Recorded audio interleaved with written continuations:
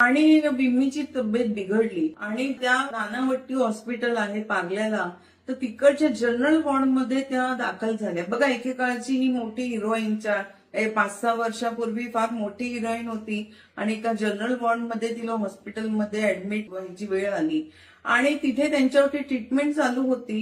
3 दिवसच त्या हॉस्पिटलमध्ये होत्या आणि 4थ्या दिवशी त्यांचं निधन झालं. तर त्यांनी जेव्हा ऍडमिट होताना जॉलीचा नंबर दिला होता. जे फॉर्म वगैरे भरायला लागतात सगळ्यांना माहिती आहे. तर ते जॉलीचा नंबर दिला होता. तो हॉस्पिटलमधनं जॉलीला फोन गेला की तुमचं इथे कोणी पेशंट होतं बिम्मी नावाचं, तर तिचं निधन झालेलं आहे, तर तुम्ही तिची बॉडी न्यायला या. जॉली गेला हॉस्पिटलमध्ये.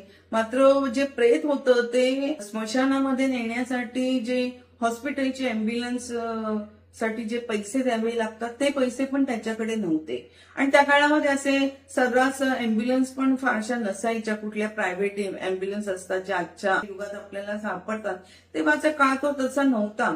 आणि शेवटी असं झालं की नानावट्टी हॉस्पिटलच्या बाहेर एक हातगाडीवाला, एक फेरीवाला होता.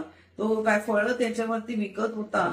तर जॉली त्याच्याकडे गेला आणि त्याने सांगितलं की असं असं झालेलं आहे, माझी प्रेयसी जी होती ती मरण पावलेली आहे आणि अँब्युलन्सचे पैसे भरण्यासाठी माझ्याकडे पैसे नाहीये, तर तू ही हातगाडी जर का मला थोडा वेळ दिलीस तर मी तिला स्मशानामध्ये त्याच्यामध्ये घेऊन जाईल.